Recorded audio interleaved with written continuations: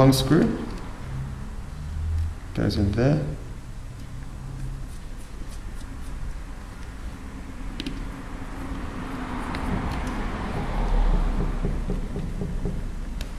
Now you have your top part of the case firmly attached to the bottom part of the case. The next part is take the bottom motherboard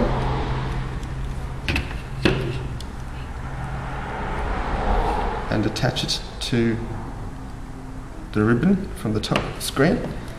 And it's very important to push this all the way in properly. A lot of people make the mistake of not pushing this in far enough, so really make sure it's in there and clip it down. If you haven't clipped the screens down properly, you'll find the Nintendo DS only turns on for half a second and then turns itself off again. So next, you just get the white wire, and it's very important this white wire sits where it's supposed to sit, otherwise the case doesn't sit properly. So it tucks in between those two bits there, behind this round bit, and tucks in behind this peg here, and then it clips in all the way there, across there, which we'll come to that part later. Before you do that,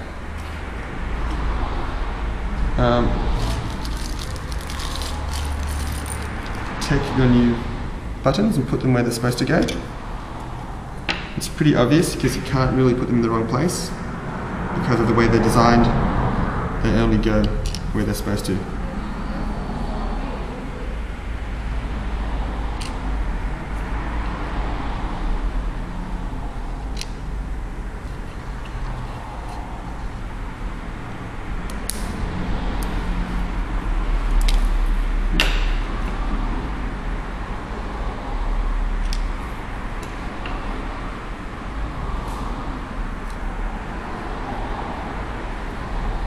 Now, another thing you should salvage from your old case is these rubber pads. So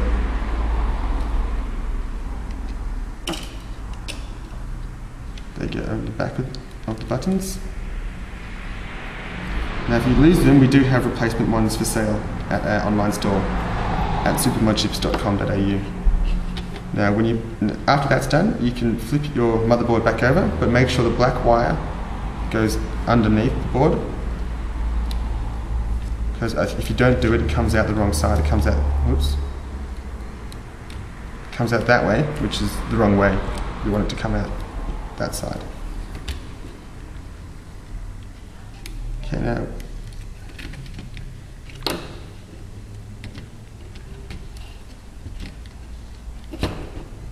So, to make sure the screen sits where it's supposed to. And as I said, with the white wire, it's very important that the white wire comes out exactly there. Not out here, not out here, not out there, but actually out that corner there. Because if it doesn't come out there, or if it comes out here by mistake, the case doesn't close properly. So the white one just clips onto this button here. So you just clip it down.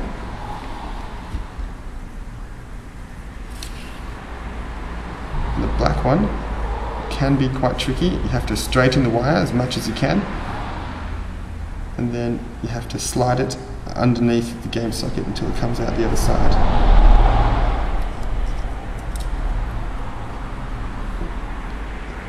Can be tricky, you just have to keep trying it over and over again until it comes through.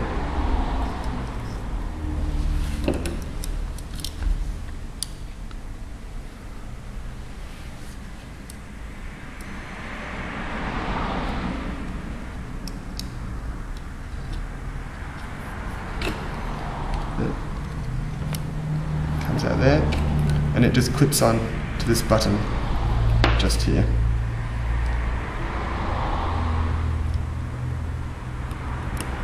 So it just clips on there. Oops. So the white one goes there and the black one goes there. Now take two of the small Phillips head screws and screw one in here. Oops.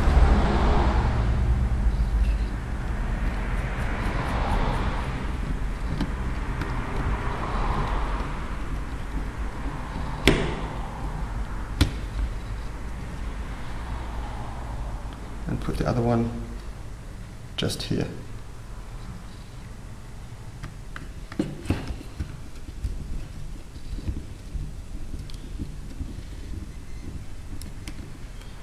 At this stage, it's a good idea just to test everything and make sure everything's working as it's supposed to. So take your battery, hold the metal parts against the metal parts here.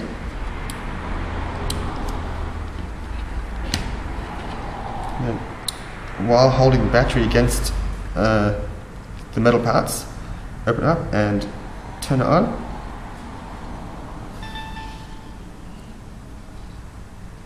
And make sure everything's working. So everything's working now, so we can continue with the rest of the case replacement. So just turn it off.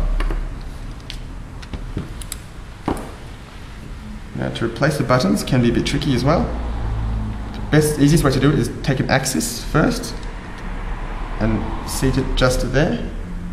And then take your new battery, new button, and make sure that if you can see the hinge here, it's got a curly part, and I'm going to describe it as a flat part here. So make sure the flat part is facing towards the top of the DS. So you get the button and slide the hinge in there so the holes match up. And then slide that over the axis.